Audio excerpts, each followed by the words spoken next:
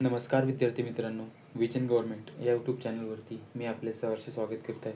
तर आज आपण तुमच्यासाठी घेऊन आलो आहे जी तलाठी भरतीची होणार आहे. तर त्या तलाठी भरतीसाठीची जी आपण फ्री सिरीज ज्याच्यामध्ये जी PYQ वगैरे डिस्कस करणार आहोत, तर त्याची सिरीज आपण तुमच्यासाठी घेऊन आलो आहे विजन गव्हर्नमेंट चॅनलवरती. जर का तुम्ही आपल्या चॅनलवरती नवीन असाल तर विजन गव्हर्नमेंटला सबस्क्राईब करा आणि व्हिडिओ जास्तीत जास्त मित्रापर्यंत शेअर करा, ज्यांना कोणाला पेड वगैरे क्लास घेण्याची गरज पडणार नाही. याच्या माध्यमातून त्यांची रिव्हिजन वगैरे तर ती पूर्ण होऊन जाईल आणि त्यांचं जे बेसिक कन्सेप्ट जी आहे तर ती एकदम क्लिअर होऊन जाईल. आणि बेसिक तर कंप्लीट होणारच त्यांची, त्याच्यासोबत जे ॲडव्हान्स लेवल जी आहे तर तीसुद्धा याच्यामध्ये मी त्यांची कवर करून घेणार आहे. कारण की तलाठीचे क्वेश्चन एकदम जे मॅथचे क्वेश्चन आणि रिजनिंगचे क्वेश्चन जे राहतात तर ते as compare with other exam थोडेसे टफ लेवलचे राहतात. त्याच्यामुळं मी स्वतः तुमच्याकडून तलाठीचे जे मॅथ आणि रिजनिंगचे जे क्वेश्चन वगैरे आहेत तर ते मी तुमच्याकडून सॉल्व करून घेणार आहोत. तर हे आपलं लेक्चर फर्स्ट राहणार आहे, ज्याच्यामध्ये आपण मॅथ आणि रिजनिंगचे क्वेश्चन पाहणार आहोत.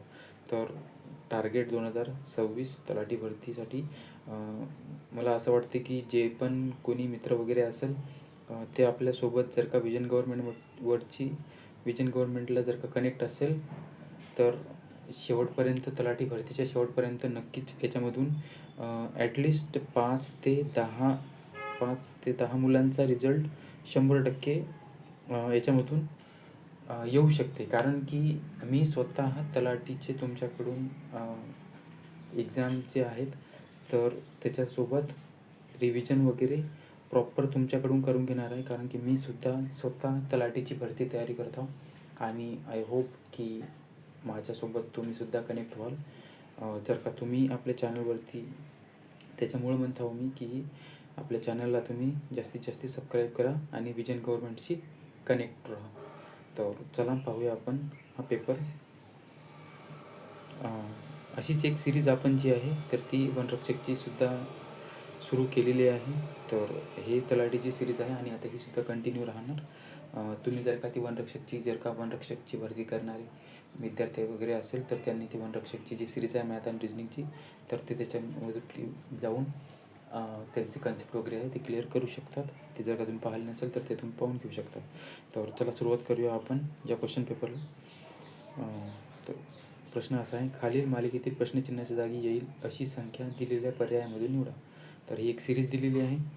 तर याच्यामध्ये काय म्हटलं त्यांनी की रिकाम्या जागेची संख्या येईल ती आपल्याला निवडायची आहे. तर सुरुवातीला आपण सिरीज लिहून घेऊ. 23, 26, 31, 38 आणि 49 आणि पुढे प्रश्नार्थक चिन्ह. तुम्ही जर का माझे 2-3 व्हिडिओ टाकलेले आहेत मी आपल्या फॉरेस्ट वनरक्षकचे आणि त्याच्या अगोदर जी बॉम्बे हायकोर्टची जी परीक्षा झाली होती तर त्याच्यामध्ये तर मॅथ नव्हतं, बट 1-2 क्वेश्चन जे झाले होते तर ते डिस्कस केले होते. आणि वनरक्षकच्या सिरीजमध्ये सुद्धा मी तुमच्यासोबत या पद्धतीचे प्रश्न आहेत तर ते कसे सॉल्व करायचे तर मी हे तुम्हाला सांगितलं होतं. तर बेसिकली जर का असा प्रश्न आला तर याच्यामधलं पहिले डिफरन्स पाहायचा की डिफरन्स कोणत्या डिफरन्सने वाढत चालले.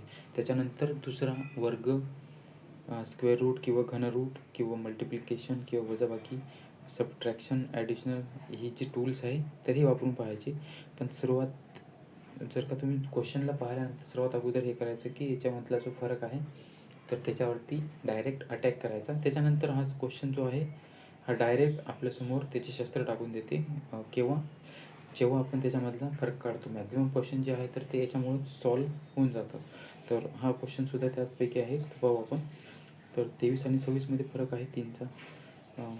26 आणि 31मध्ये फरक आहे 5चा. याच्यामध्ये फरक आहे 7चा. याच्यामध्ये फरक आहे 11चा. तर इथे 3 नंतर 5, 5 नंतर 7, 7 नंतर 11, 11 नंतर 13. तर इथे 9 आले असते, परंतु ही जी आहे ह्या मूळ संख्या आहेत या, आणि मूळ संख्येच्या फरकाने जी सिरीज आहे तर ती वाढत आहे. तर आपण 49मध्ये पुढची मूळ संख्या कोणती आहे 11च्या नंतर 13. तर ती पुढची मूळ संख्या जी आहे तर ती त्याच्यामध्ये मिसळून टाकू, म्हणजे ॲडिशनल केलेली आहे यांची सगळ्यांची. 13सुद्धा प्लस करावं लागेल आपल्याला 49मध्ये. आणि 9 आणि 3 1202 हातचाला आहे. 4 आणि 5 आणि 1 6 म्हणजे 62, जे की ऑप्शन 3 मध्ये दिलेलं आहे. तर ह्याची सिरीज होती. सर्वात अगोदर याच्यामध्ये तुम्हाला डायरेक्टली जे फरक आहे त्याच्यावरती अटॅक करायचा आहे आणि त्याच्यानंतर तुम्हाला ते सॉल्व करायचं आहे. मॅक्झिमम क्वेश्चन त्याच्यामुळे सॉल्व होते. त्याच्यानंतर पाहू आपण पुढचा प्रश्न.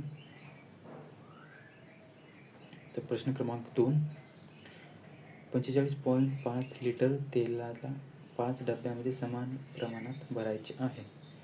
प्रत्येक डब्यामध्ये भरल्या जाणाऱ्या तेलाचे प्रमाण किती?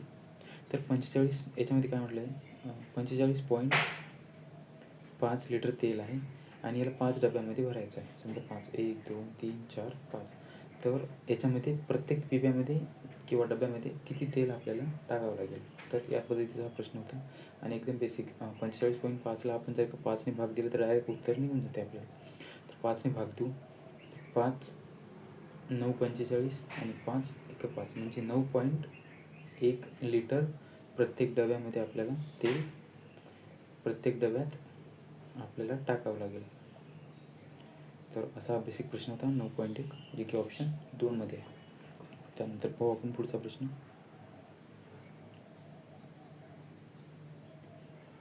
प्रश्न क्रमांक 3. 13 क्रमागत पूर्णांकाची सरासरी 36 आहे. या 13 पूर्णांकापैकी सर्वात लहान संख्याच्या दुपटीला या 13 पूर्णांकापैकी सर्वात मोठ्या पूर्णांकात मिळविल्यास बेरीज किती येईल? तर असा हा प्रश्न आहे. तर याच्यामध्ये काय म्हटलं आहे की 36 कोणाची 13 पूर्णांकाची म्हणजे 13 संख्या आहेत, त्यांची सरासरी जी आहे तर ती 36 दिलेली आहे. तर सरासरीची बेसिक कन्सेप्ट माहीत आहे तुम्हाला. सरासरी म्हणजे काय होते, तर एकूण संख्यांची बेरीज भागिले एकूण संख्या. तर ही सरासरी काढण्याचं बेसिक सूत्र आहे. परंतु याच्यामध्ये काय म्हटलं त्यांनी की 13, हा प्रश्न या पद्धतीने सॉल्व न करता बेसिक, आय थिंक बेसिक तुम्हाला येत असेल. त्याच्यानंतर हा जो प्रश्न आहे तो कसा सॉल्व करायचा, त्याच्यामध्ये काय सांगितलं त्यांनी, 13 आपल्याला पूर्णांक दिलेला आहे, म्हणजे 13 क्रमागत संख्या दिलेली आहे. 13 क्रमागत संख्या दिलेली आहे म्हटल्यावर तिच्या इकडे 6 संख्या असेल आणि इकडे 6 संख्या असेल आणि मधात एक संख्या असेल. टोटल झाल्यानं मग 13. तर इथे एक संख्या असेल, तर ही 6, हे 6 आणि 7. तर सरासरी का ही 7वी संख्या असेल. तर सरासरी करणं म्हणजे काय असते, ॲव्हरेज करणं. आता 13 क्रमागत संख्या आहे, तर त्यांची सरासरी जी दिलेली आहे ती 36 दिलेली आहे. म्हणजे 36 जे आहे तर त्याचा मिड पॉईंट आहे, म्हणजे मध्य काय त्याचा सरासरी किती आहे त्याची 36. तर आणि क्रमागत आहे, क्रमागत किती 13 संख्या म्हणजे 6 इकडे आणि 6 36च्या 6 इकडे आणि क्रमागत आहे म्हणून याच्यामध्ये फरक एकचाच राहील. तर 30मधून आपण एक क्रमागत एकचाच फरक आहे, म्हणजे 36मधून आपण 6 काढू म्हणजे ते किती राहते 30.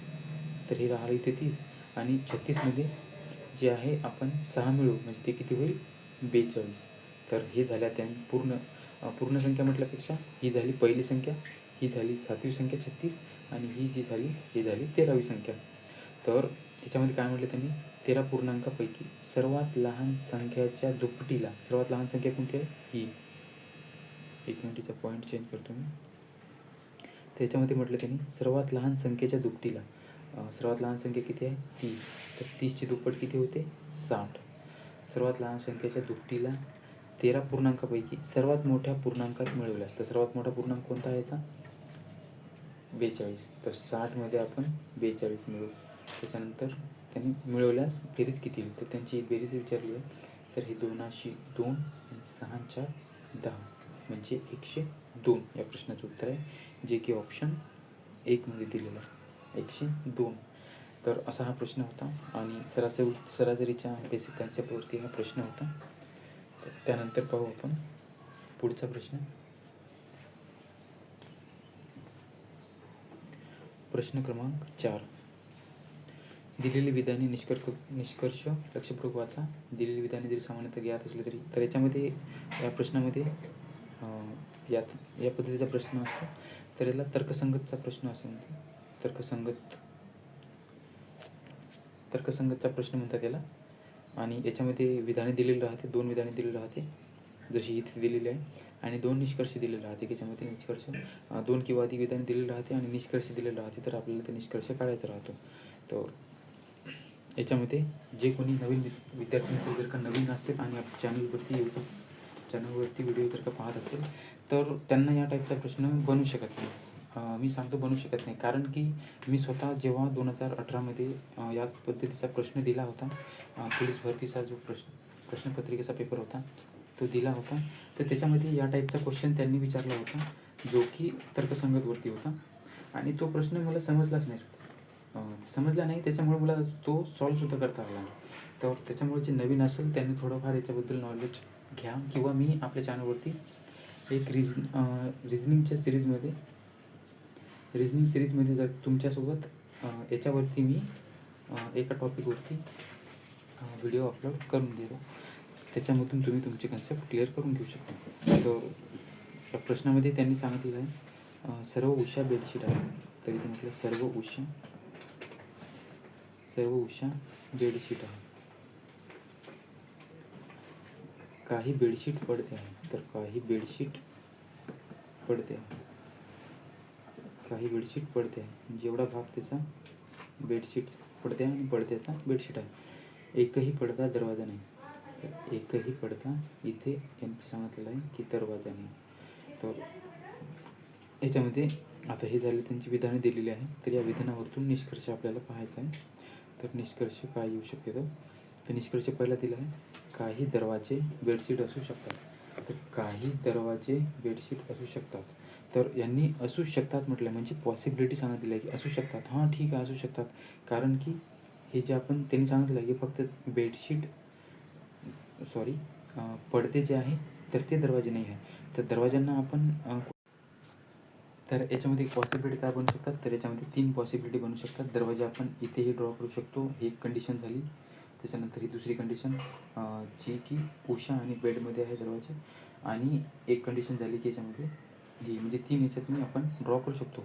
तर याच्यामध्ये काय म्हटलं आहे त्यांनी, की काही दरवाजे बेडशीट असू शकतात. काही दरवाजे बेडशीट असू शकतात का, तर या कंडिशनमध्ये बरोबर आहे, असू शकतात. जेव्हा पॉसिबिलिटी सांगितली असते तेव्हा ते विधान बरोबर घ्यायचं असतं. तर त्याच्यामुळं इथे जे पहिलं विधान जे दिलेलं आहे तर ते पहिलं विधान बरोबर आहे, म्हणजे हे विधान बरोबर आहे.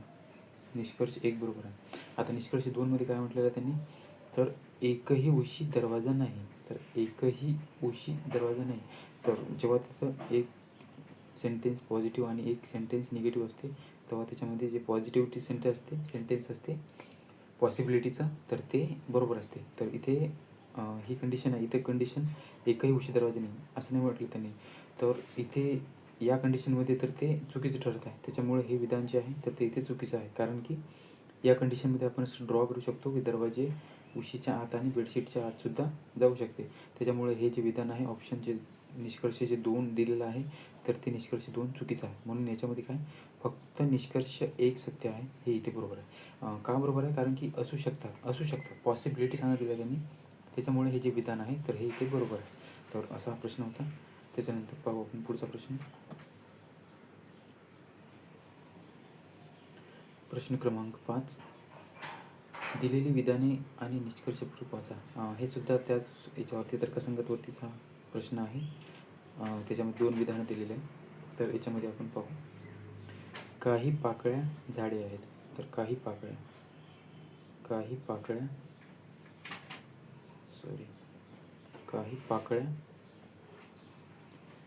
झाडे आहेत. एकही झाड बाग नाही. एकही झाड जे आहे ते बाग नाही, म्हणजे याच्यामध्ये संपर्क नाही आहे.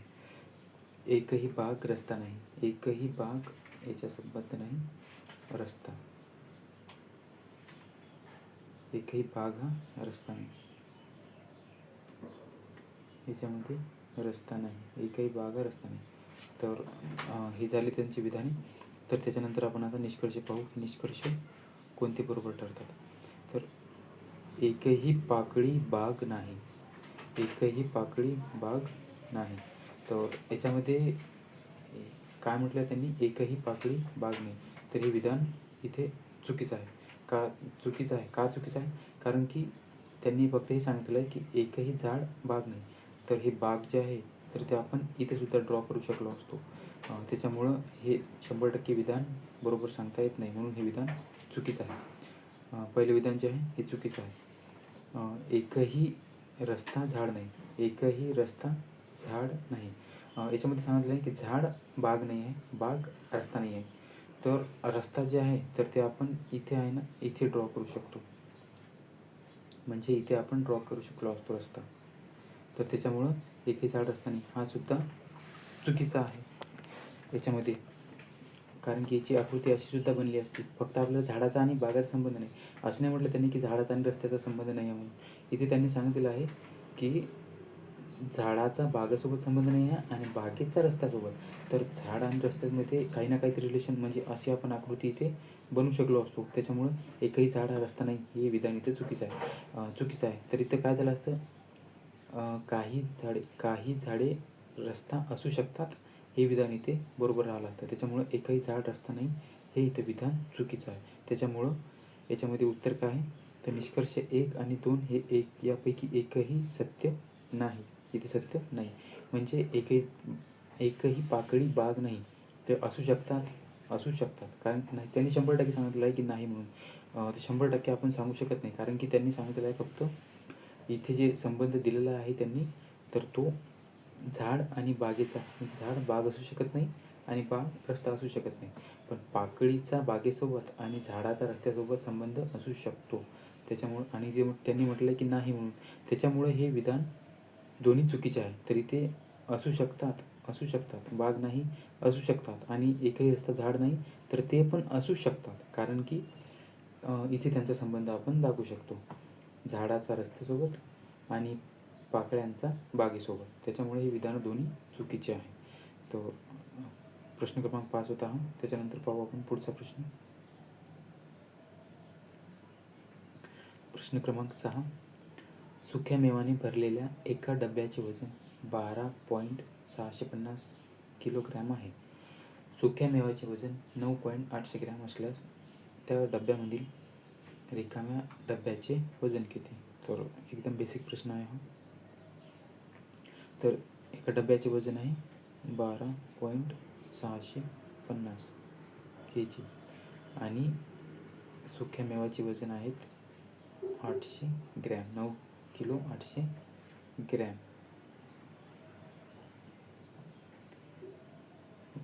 आणि हे सुद्धा पॉईंट नंतर जे आहे तर ते सुद्धा ग्रॅममध्येच आहे. तर यांची वजाबाकी करून घेऊ आपण सर्व, आपल्याला डायरेक्ट डब्याचे वजन भेटून जाईल. तर 0शी 0 5शी 5 आणि 16मधून 8 गेले तर 8. आजचा आला इथे 1, हे झाले 10 आणि वरती 2. 2.850 ग्रॅम म्हणजे 2 किलो 850 ग्रॅम, किंवा यालाच आपण असं लिहू शकतो 2850 ग्रॅम म्हणजे 2850 ग्रॅम, जे की ऑप्शन 3 मध्ये दिलेलं आहे. बेसिक प्रश्न होता हा.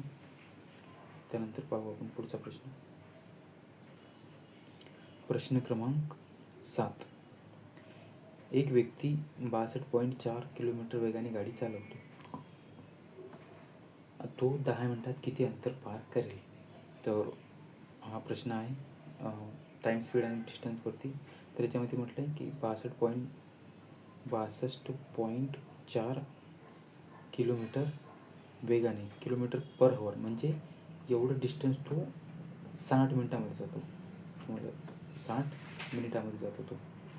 तर आपल्याला 10 मिनिटामध्ये विचारलेलं आहे. तर 10 मिनिटामध्ये किती? जर का आपण याचं क्रॉस मल्टिप्लिकेशन केलं तर डायरेक्ट आपलं सॉल्व होऊन जाईल. तर या शून्याशी हा शून्य गेला आणि आता याला डायरेक्ट आपण 6ने भाग देऊ. तर 62.4 ला भाग देऊ आपण 6ने. तर 6 10 60 आणि वरचे 2 आणि 4 म्हणजे 6 चोक 24 आणि वरती 2 शून्य, हे याच्यामध्ये मीटरमध्ये झालं आहे. तर 10,400 मीटर एवढं अंतर तो 10 मिनिटामध्ये पार करतो. त्यांचा बेसिक ताशी त्याचा वेग दिला होता 62.4, म्हणजे तो 60 मिनिटामध्ये जातो. आणि आपल्याला विचारलं होतं की 10 मिनिटामध्ये तो किती जाईल? तर तो 10,400 मीटर किंवा 10.4 किलोमीटर एवढे अंतर तो पार करेल. तर या प्रश्नाचं उत्तर आहे ऑप्शन पी, असा हा प्रश्न होता. त्यानंतर पाहू आपण पुढचा प्रश्न. पदावली दिली आहे त्यांनी आणि ते सोडवा म्हटलेलं आहे. तर याच्यामध्ये दिलेलं आहे -15 अधिक 24 आणि भागीला 15 वजा 13 आणि कंस पूर्ण. तर यांच्या दोघांची अगोदर कंस सोडावा लागतो. बॉडमॉस या रूलमुळे. तर 15मधून 13 गेले, उरले 2. तर 2 इथे भागीला आहे, म्हणजे -15 प्लस 24 आणि भागीला 2. तिथे अगोदर भागाकार करून घेऊ. भागाकार इथे राहिले 12, म्हणजे ही पहिली स्टेप. त्याच्यानंतर ही दुसरी स्टेप. आता तिसरी स्टेपमध्ये -15 आणि +12. तर यांची वजाबाकी केली, उरले 3 आणि मोठ्या संख्येचं चिन्ह म्हणजे वजा, म्हणजे -3 हे प्रश्नाचं उत्तर आहे, जे की ऑप्शन 2 मध्ये दिलेलं आहे. त्याच्यानंतर पाहू आपण पुढचा प्रश्न. प्रश्न क्रमांक 9. खालील मालिकेतील प्रश्नचिन्हाच्या जागी काय आले पाहिजे? तर ही सुद्धा सिरीजवरती प्रश्न आहे. तर त्याला आपण अगोदर लिहून घेऊ. 42, 56, 84, 126 आणि प्रश्नार्थक चिन्ह आणि 252. तर सुरुवातीला अगोदर पण याच्यामधला जो फरक आहे तर तो पाहू कितीचा आहे. तर याच्यामध्ये 6तून 2 गेले 4 आणि हे 1, 14 आणि 14मधून 6 गेले 8 आणि ते 6 आणि 2 म्हणजे 28. 14 दूनी 28, 14 त्रिक 42. तर 14 चौक 56, म्हणजे फरक जो आहे तर तो +14ने वाढत आहे. तर 126 मध्ये आपण 56 मिळवल्यानंतर 126 मध्ये 56 मिळवले.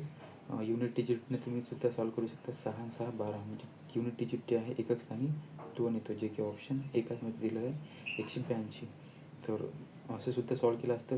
तुम्हाला बेरीज करून दाखवतो मी. 6 आणि 6 1202 चाला आहे. 5 आणि 3 14 चौक 56, 5 आणि 2 7 आणि 1 8 आणि 1 म्हणजे 182, जे की ऑप्शन 2 मध्ये दिलेलं आहे. तर मॅक्झिमम प्रश्न जे आहे तर तो त्याच्यामध्ये डिफरन्स काढला तुम्ही तर त्या डिफरन्सने सुद्धा सॉल्व्ह होऊन जातात. याच्यामध्ये डिफरन्स काढला की मॅक्झिमम क्वेश्चन आहे तर ते सुटून जातात. तर त्याच्यानंतर पाहू आपण पुढचा प्रश्न.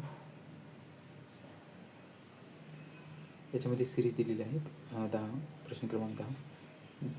ज्या प्रकारे दिलेल्या अक्षर समूह संबंधित आहे त्याच प्रकारे संबंधित अक्षर समूह दिलेला संच निवडा. तर हा प्रश्न सॉल्व्ह करण्यासाठी आपल्याला पहिला ABCDची गरज पडणार. तर त्याच्यामुळे ABCD FGHIJKLM, त्यानंतर NOPQRSTUVWXY आणि Z. तर E सोबत I दिलेला आहे. तर E सोबत E आणि I म्हणजे मध्ये 3 अक्षर सोडलेले आहे. E आणि I याच्यामध्ये 3 अक्षर सोडलेले आहे. त्याच्यानंतर दुसरं जे आहे ते पाहू. G आणि D. Gच्या मागे 2 अक्षर म्हणजे -2 केलेलं आहे याच्यामध्ये. आणि F आणि J मध्ये काय झालेलं आहे तर F आणि J पुन्हा 3 अक्षर सोडलेलं आहे म्हणजे +3 केलेलं आहे. तर यासारखं ज्याच्यामध्ये लॉजिक लागते या ऑप्शनमध्ये तर ते आपल्याला पाहायचं आहे. तर कोणत्या याच्यामध्ये यासारखा संबंध दिलेला आहे. तर सुरुवातीला पाहू आपण P आणि T. तर P आणि T +3 आहे याच्यामध्ये, +3. त्याच्यानंतर आपल्याला -2 पाहिजे. तर R आणि O. तर R आणि O -2 सुद्धा झालेलं आहे याच्यामध्ये. आणि तिसरं पाहू QV. Q नंतर V 1 2 3 4. तर याच्यामध्ये +4 झालेला आहे. तर +4 झालं आहे त्याच्यामुळे हे जे आहे तरी चुकीचं आहे. कारण की आपल्याला फक्त +3 -2 आणि +3 हा संबंध ज्याच्यामध्ये लागतो तेच आपल्याला पाहायचं आहे. तर याच्यामध्ये सुरुवातीला 2 याच्यातनी हा फॉलो केला परंतु तिसरा जो आहे तर तो -4 झाला, त्याच्यामुळं हा उत्तर नाही आहे आपलं. त्यानंतर पाहू आपण ऑप्शन 2, एन आणि आर. एन आणि आरमध्ये +3 झालेला आहे, याच्यामध्ये +3 झालेला आहे. त्याच्यानंतर -2 झाले पाहिजे याच्यामध्ये. पी आणि एम याच्यामध्ये -2 झालेला आहे. शेवटच्या याच्यात पाहू ओ आणि टी. ओ आणि टीमध्ये परत 1 2 3 4 सोडून दिलेले आहे. 4 सोडून म्हणजे आपल्याला पाहिजे होते +3 पाहिजे होते फक्त, त्याच्यामध्ये +4 झालेला आहे. तर त्याच्यामुळे हे सुद्धा ऑप्शन आपला गेला इथे.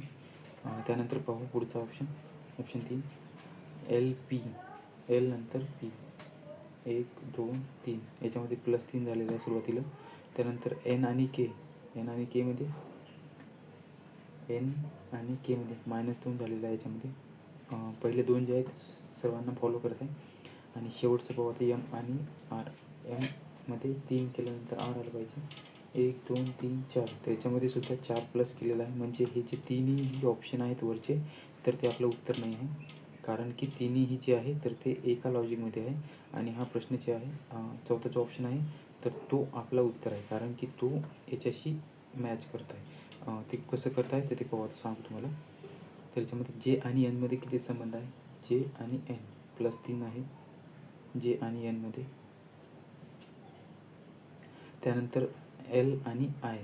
एल नंतर एलच्या मागे आहे 2, -2 याच्यामध्ये सुद्धा -2 झाले होते इथे. आणि शेवटी +3 पाहिजे आपल्याला. तर के नंतर ओ. के नंतर 1 2 3 आणि +3 केलेलं आहे इथे. म्हणजे हे आपलं उत्तर असतं इथं ऑप्शन 4. तर वरचे जे 3 होते तर ते एका सेम लॉजिकवरती होते. आणि चौथा जो आहे तर तो या लॉजिकशी संबंधित होता. त्याच्यामुळं आपलं उत्तर आहे ऑप्शन 4. त्याच्यानंतर पाहू आपण पुढचा प्रश्न.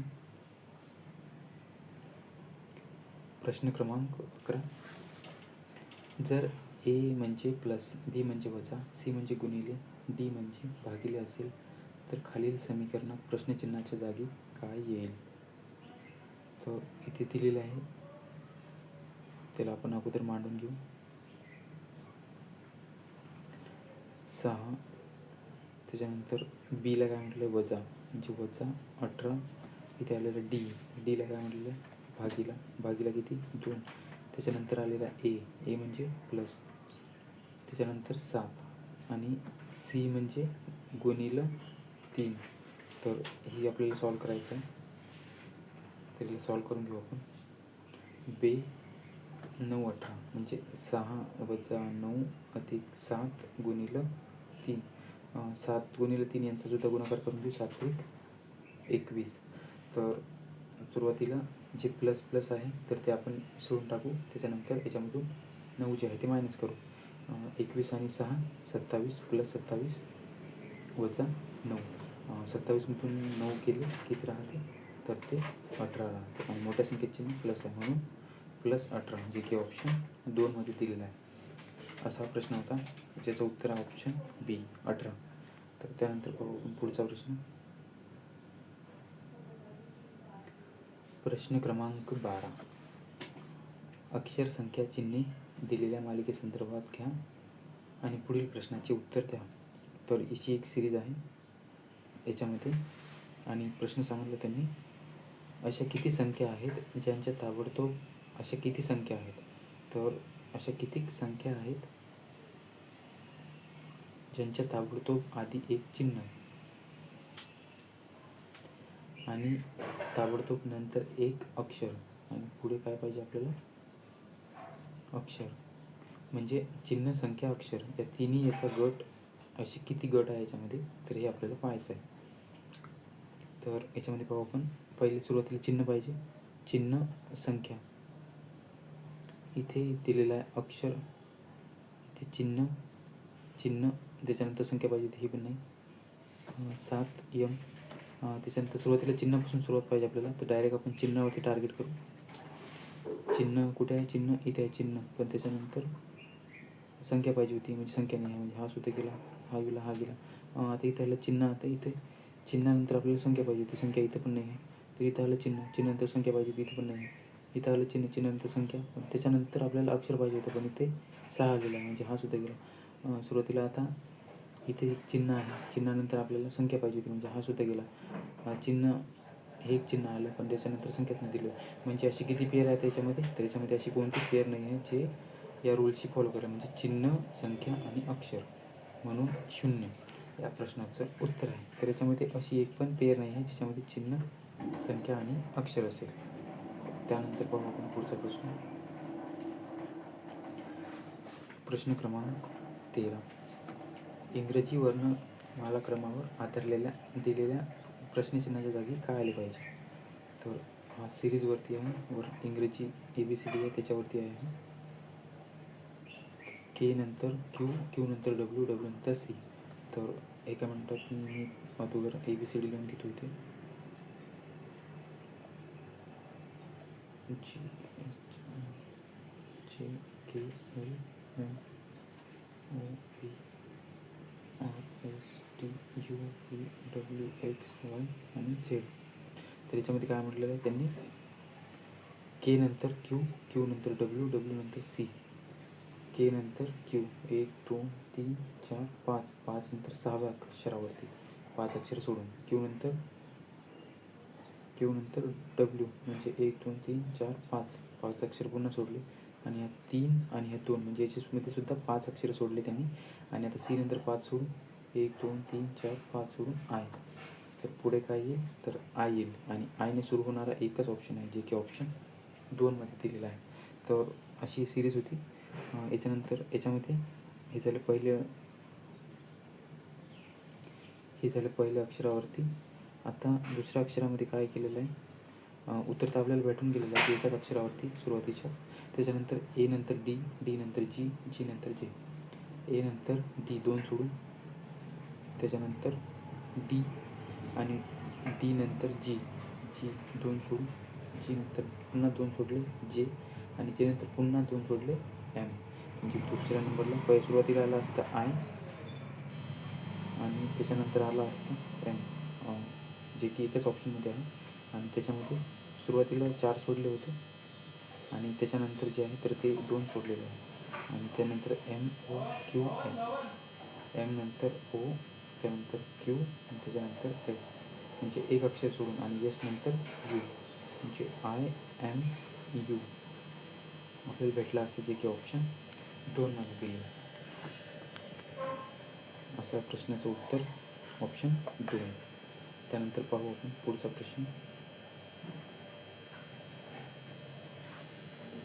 प्रश्न क्रमांक 14. वार्षिक आकारणीच्या बाबतीत चक्रवाढ व्याजाने एक रक्कम 5 वर्षात स्वतःच्या दुप्पट होते. ती स्वतःच्या 8 पट रक्कम होण्यास लागणारा कालावधी किती असेल. तर एक रक्कम आहे ती 5 वर्षात स्वतःच्या 2 पट होते, तर ती स्वतःच्या 8 पट होण्यास, तर स्वतःच्या 8 पट होण्यास किती वर्ष लागेल, पण ती कशाने, चक्रवाढ व्याजाने. तर चक्रवाढ व्याजाने तर 2चा घन इथे, तर 8ला आपण कसं लिहू शकतो, 8ला आपण 2चा घन असं लिहू शकतो. म्हणजे आणि याचा पॉवर किती आलेला आहे, 2चा 3 केल्यानंतर याचा 8 पट होईल. म्हणजे या 3चा या 5 सोबत गुणाकार करायचा, 5 गुणिलं 3 जे की 15, म्हणजे 15 वर्षानंतर जे आहे तर ते रक्कम 8 पट होईल. एक तर या पद्धतीने करू शकता, किंवा तुम्ही दुसरी पद्धत आहे, ही सोपी पद्धत वाटते मला, पण दुसरी जर का तुम्हाला आठवली नाही तर दुसऱ्या पद्धतीने सुद्धा करू शकता. तर 5 वर्षात दुप्पट, दुसऱ्या 5 वर्षात 2ची हीची दुप्पट 4 पट, आणि पुढच्या 5 वर्षात या 4ची दुप्पट 8 वर्ष. म्हणजे अशी किती, इकडे झाली पट आणि इकडे झाली वर्ष, तर याला ॲडिशन करून घ्यायचं, तर 5 त्रिक 15 वर्ष. दोन्ही पद्धतीने तुम्ही सोडू शकता. आणि एक प्रश्न जे आहे तर तो कितीही पद्धतीने सोडवता येऊ शकतो, फक्त तुमची तेवढी प्रॅक्टिस असली पाहिजे याच्यावरती. तर या प्रश्नाचं उत्तर होतं 15 वर्षे. त्यानंतर पाहू पुढचा प्रश्न. प्रश्न क्रमांक 15. तर या पूर्ण स्लाईडमध्ये जो हा प्रश्न आहे तर तो मी बोलेल की एकदम क्वचित विद्यार्थ्यांना किंवा मॅक्झिमम विद्यार्थ्यांना न येणारा हा प्रश्न होता. तर या टाईपचा हा प्रश्न होता, त्यावेळेस विचारला होता त्यांनी. याची जी कन्सेप्ट आहे तर तो 2 कॉस्ट प्राईस म्हणजे 2 ज्याच्या खरेदी किंमत दिलेली राहत होता, 2 खरेदी किंमत येते याच्या, आणि त्याच्यावरतून याचं जे आहे तर ते उत्तर काढावं लागते आपल्याला. तर या पद्धतीचा प्रश्न होता. तर याच्यामधला तुम्हाला एकदम शॉर्ट पद्धतीने हे जो क्वेश्चन आहे तर तो तुम्हाला सांगतो इथे. तर याच्यामध्ये काय म्हटलं, एक व्यक्ती 25% नफ्याने एक वस्तू विकतो. जर त्याने ती 20% कमी दराने विकत घेतली असती आणि 10.50 कमी दराने विकली असती तर त्याला 30% नफा झाला असता. तर वस्तूची मूळ किंमत शोधा. तर कोणतीही वस्तू आपण सुरुवातीला 100% मानतो. एक मिनिट, इथे कॉस्ट प्राईस आणि इथे सेलिंग प्राईस. तर कोणतीही वस्तू जी आपण ती 100% मानतो, म्हणजे ती 100 आहे. तर इथे काय केलं त्यांनी, 25% नफ्याने वस्तू विकली, म्हणजे 120ची त्याने विकली. ही त्याची पहिली सेलिंग प्राईस झाली. त्यानंतर काय केलं त्यांनी, तर त्याने ती वस्तू 20% कमी दराने विकत घेतली. ही त्याने 20% कमी दराने विकत घेतली, म्हणजे 100चे 20% म्हणजे 80 रुपयाला त्याने ती किंमत जी आहे त्या वस्तूची ते त्याने विकत घेतली. आणि त्यानंतर काय केलं त्यांनी, तर ती 30% नफा झाला. कधी, त्याने ते 10.50 रुपयाला विकली तेव्हा. तर 80चा 30% नफा, 80वरती 30% नफा म्हणजे 80चे 30%, तर किती होते, 8-24, आणि 80मध्ये 24 मिळवले तर 104, म्हणजे ती वस्तू त्याने 104 रुपयाला विकली असते, 104 रुपयाला. आणि याचा जो आहे तर तो फरक दिलेला आहे तो किती, 10.5 किंवा 10.50, आणि ही त्याची झाली दुसरी सेलिंग प्राईस. तर याच्यामध्ये वस्तूची मूळ किंमत शोधा म्हटलेलं आहे. मूळ किंमत म्हणजे ही वाली किंमत आपल्याला शोधायची सांगते त्यांनी. तर याच्यामध्ये काय करायचं, बेसिक ह्याचा जो फरक दिलेला आहे, याचा फरक दिलेला आहे, तर याचा फरक किती आहे, या दोघांचा फरक, सॉरी इथे 120 लिहिलं, इथे 125 पाहिजे होतं सुरुवातीला, इथे 125 पाहिजे होतं. तर 125मधून 104 केले कमी किती येते, तर 21. तर 21 बरोबर आहे 10.50. तर 100 बरोबर किती, हा आपण तिरपा गुणाकार सॉल्व केला तर आपल्याला आपलं उत्तर भेटून जाते. तर असं तिरपा गुणाकार करू आपण. इथे मी थोडंसं रफ करतो याला. तर 100 गुणिले 10.50, 100 गुणिले 10.50, 100 गुणिले 10.50 आणि छेदस्थानी 21. या पॉईंटचे 2 शून्य, हे 2 शून्य गेले, हे 2 शून्य गेले, आणि 21 पंच 105, आणि त्याच्यावरती हा शून्य म्हणजे 50 या प्रश्नाचं उत्तर आहे. ही टेक्निक या प्रश्नाला एकदम भारी आहे. दुसऱ्या पद्धतीने जर का तुम्ही सॉल्व करतो म्हटलं तर हा प्रश्न खूप लेंदी मेथडने किंवा खूप किचकट प्रक्रिया आहे, आणि हा पुस्तकात तुम्हाला पाहायलासुद्धा भेटणार नाही.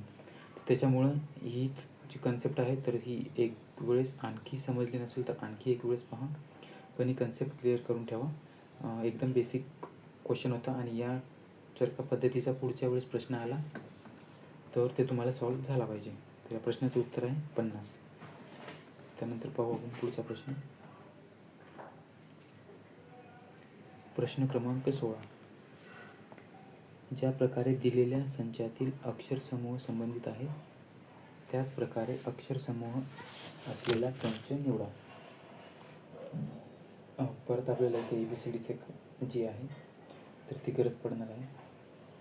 तर डी नंतर जी दिलेला आहे, डी नंतर जी, डी ई एफ, त्याच्यानंतर जी म्हणजे 2 अंक सोडून, त्यानंतर ई नंतर एच, ई एफ जी, आणि त्यानंतर एच, आणि जे नंतर एल, जे के आणि एल म्हणजे एकच अंक. सुरुवातीला जे आहे ते 2 अंक, आणि पहिल्या याच्या 2 याच्यामध्ये 2 अंक, आणि तिसऱ्या याच्यामध्ये फक्त 1 अंक. तर अशा पद्धतीचं कोणतं जे आहे याच्यामध्ये लॉजिक आहे तर ते कोणत्या ऑप्शनला मॅच होते तर ते पाहायचं आहे.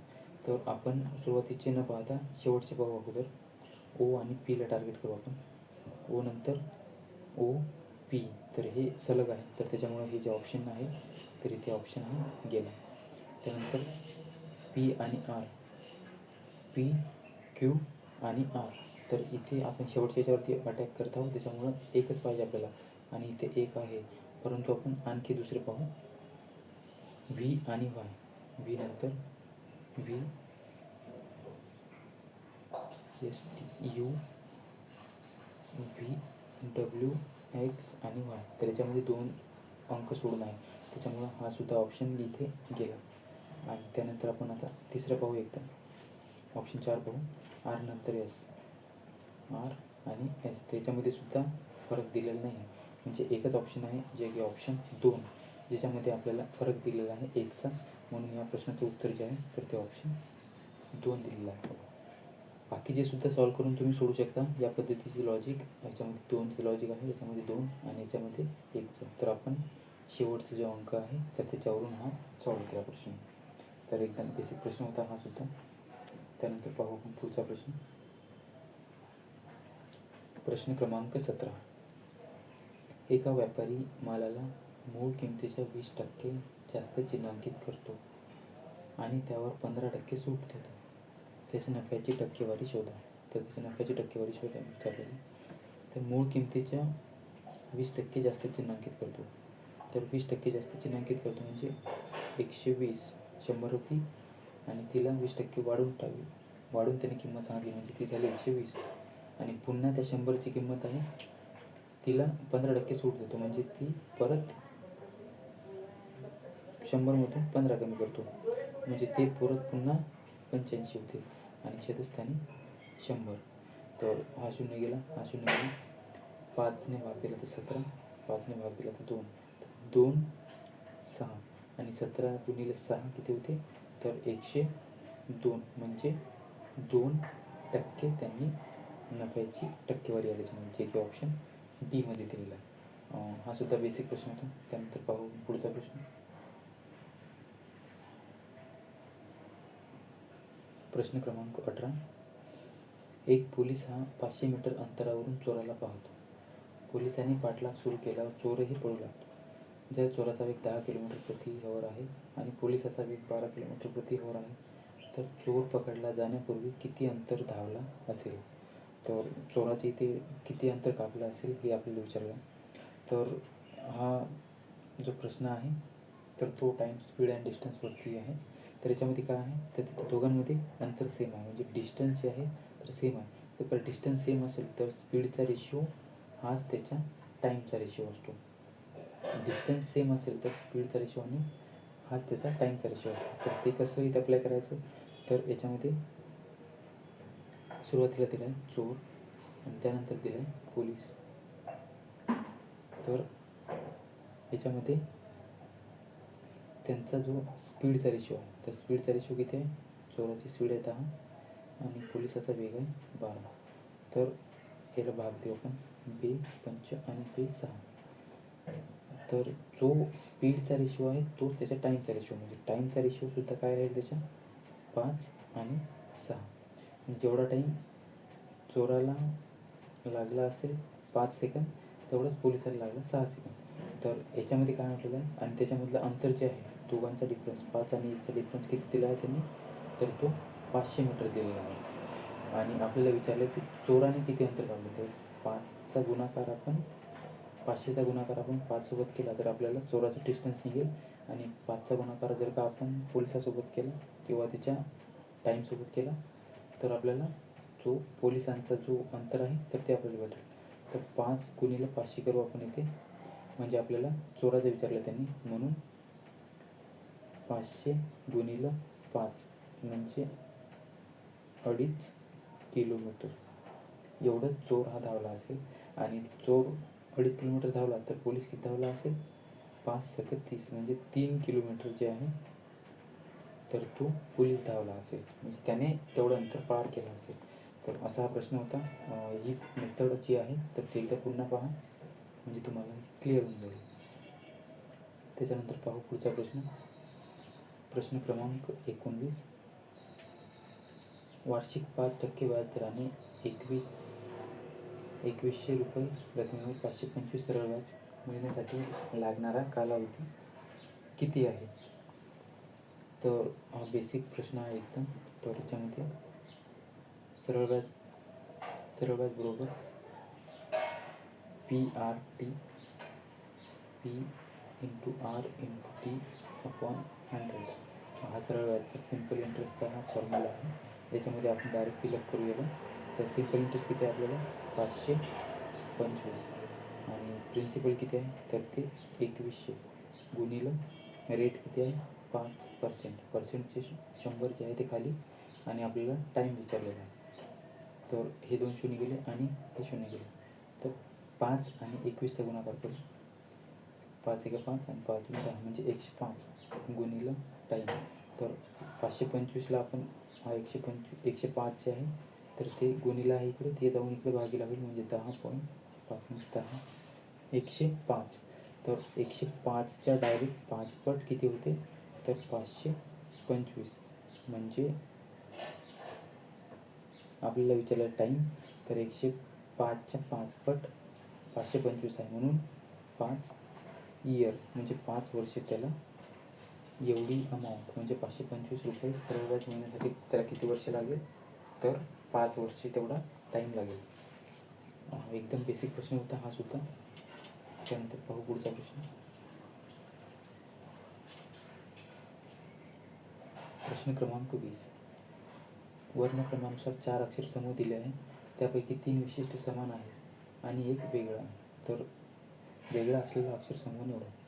तर याच्यामध्ये 3 जे आहे तर ते सेम लॉजिकने आहे आणि एक जे आहे तर ते दुसऱ्या लॉजिकवरती आहे. तर कोणत्या लॉजिकने आहे तर ते आपल्याला इथे पाहायचं. तर सी नंतर जे दिलेलं आहे C D E F G H I आणि J. म्हणजे सी नंतर काय दिलेलं आहे त्यांनी? तर सी नंतर G आणि G नंतर 2 सोड म्हणजे प्रत्येकाच्यामध्ये जे आहे याच्यामध्ये 3 सोडले आणि याच्यामध्ये 2 सोडले. तर हे लॉजिक पहिल्या याच्यामध्ये आहे. तर ई नंतर आय आणि एल.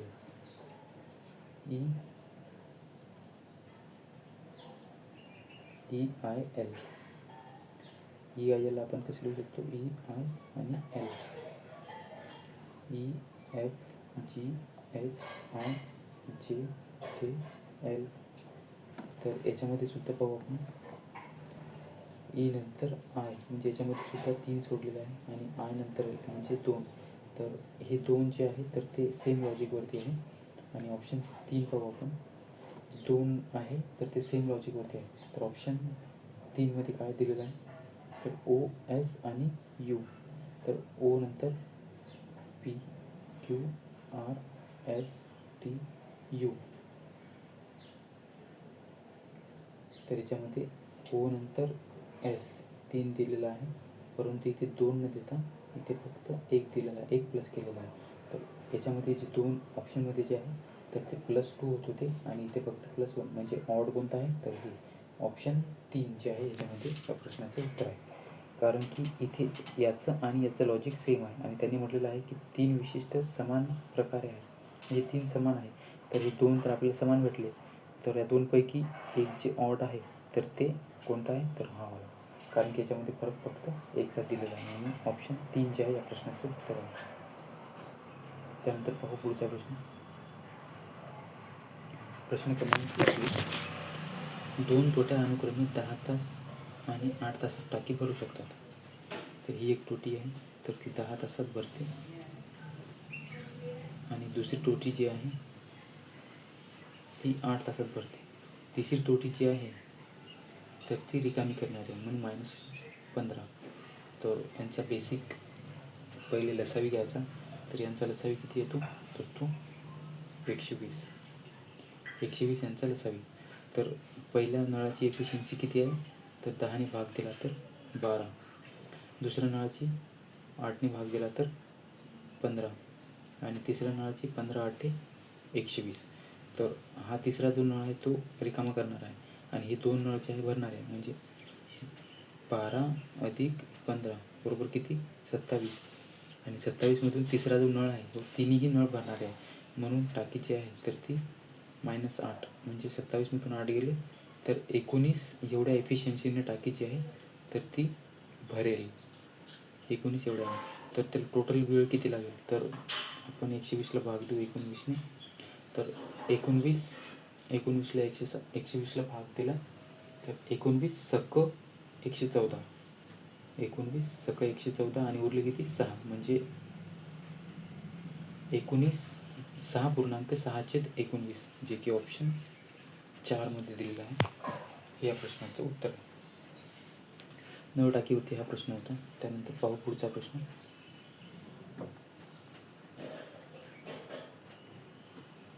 प्रश्न क्रमांक 22. हा सुद्धा इंग्रजी वर्णमालावरती आहे. तर याच्यामध्ये CTEFGHIJKLMNOPQRSTUVWXY आणि Z. तर याच्यामध्ये जे सिरीज दिलेली आहे तर ते पाहू. P नंतर O नंतर N नंतर M. P नंतर O नंतर N नंतर M च्या नंतर L, म्हणजे शेवटी सुरुवातीला येईल L. एक अक्षर कमी करून समजा ही सिरीज एक अंक कमी होता याच्यामध्ये. D नंतर F नंतर H नंतर J आणि J नंतर L, म्हणजे एक अंक सोडून ते काय येईल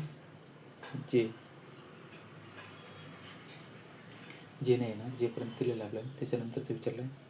तर सुरुवातीला होते L, त्याच्यानंतर सुद्धा L, आणि L नंतर एकच ऑप्शन आहे जे की Lने सुरू होणार आहे, म्हणून या प्रश्नाचं उत्तर ऑप्शन 4. आणि शेवटच्या याच्यामध्ये काय दिलेलं ते S नंतर V.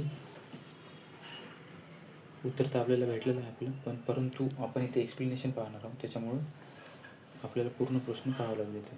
तर S नंतर काय दिलं त्यांनी, S नंतर V 2 अंक सोडून, V नंतर Y 2 अंक सोडून, आणि Y नंतर B. तर B नंतर काय येईल 2 अंक सोडून, 2 अक्षर सोडून E, म्हणजे LLE. या प्रश्नाचं उत्तर आहे जे की ऑप्शन 4 मध्ये दिलेलं आहे. हा सुद्धा एकदम बेसिक प्रश्न होता सिरीजवरती. त्यानंतर पाहू प्रश्न क्रमांक 23. जर पुस्तकाच्या एका स्तंभात मुद्रित केलेल्या 9 ओळीमध्ये 36 शब्द असतील तर 51 ओळीमध्ये स्तंभात किती शब्द असतील. तर एकदम हा सुद्धा प्रश्न सोपा आहे. याच्यामध्ये काय म्हटलं आहे की 9 ओळीमध्ये 36 शब्द आहे, तर 51 ओळीमध्ये किती शब्द राहील. याचा जर प्रत्येक गुणाकार केला आपण तर आपल्याला उत्तर भेटून जाईल. तर 36 गुणिले 51 भागिले 9, तर 9 चौक 36 आणि 4चा 51 सोबत गुणाकार, 4 गुणिले 51, तर 4 1 4 आणि 4 पंच 20, म्हणजे 204. या प्रश्नाचं उत्तर भेटलं आपल्याला जे की ऑप्शन 2 मध्ये दिलेलं आहे. या प्रश्नाचं उत्तर आहे ऑप्शन 2, 204. त्यानंतर पाहू आपण पुढचा प्रश्न क्रमांक 24. एकूण 25 प्रश्न आहे त्याच्यामध्ये. तर दिलेली मालिका तर्कदृष्ट्या पूर्ण होण्यासाठी प्रश्नचिन्हाच्या जागी काय आले पाहिजे. तर याच्यामध्ये सिरीज दिलेली आहे. तर I नंतर J, J नंतर K, K नंतर L, म्हणजे I नंतर J, J नंतर K, K नंतर L, L नंतर काय येईल तर M. तर Mने सुरू होणारे ऑप्शन 2 आहेत, हा आणि हा, म्हणजे हा ऑप्शन गेला. त्यानंतर काय येईल M नंतर N, N नंतर O, M N O P, P नंतर काय येईल तर Q. तर याच्यामध्ये Q इथे सुद्धा आहे आणि इथे सुद्धा आहे. आपल्याला शेवटचा जो अंक आहे त्याच्यामुळे हे आपल्याला सिरीज सॉल्व करावं लागेल. तर 19, 22, 28, 37 आणि पुढे प्रश्नार्थक चिन्ह. तर याच्यामध्ये कितीचा फरक आहे, 19मध्ये 3चा, याच्यामध्ये 6चा, याच्यामध्ये 9चा. तर याचा फरक कसा वाढत आहे तर 3च्या पटीत वाढत आहे. 3 दुनी 6, 3 त्रिक 9 आणि 3 चौक 12, म्हणजे 37मध्ये 12 प्लस करावं लागेल आपल्याला. 7 आणि 2 9, 3 आणि 1 4 म्हणजे 49. तर 49 कुठे आहे? ऑप्शन 3 मध्ये दिलेलं आहे. म्हणून या प्रश्नाचं उत्तर आहे ऑप्शन 3 MK49. त्यानंतर पाहू पुढचा प्रश्न, शेवटचा प्रश्न. प्रश्न क्रमांक 25.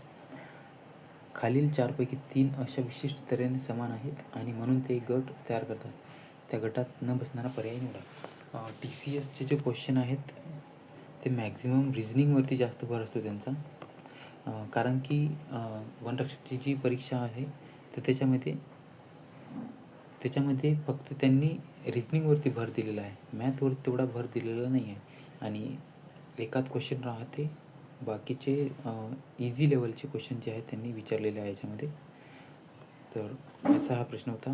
तर याच्यामध्ये त्यांनी रिझनिंगवरती जास्त भर दिलेला आहे तलाठीमध्ये सुद्धा.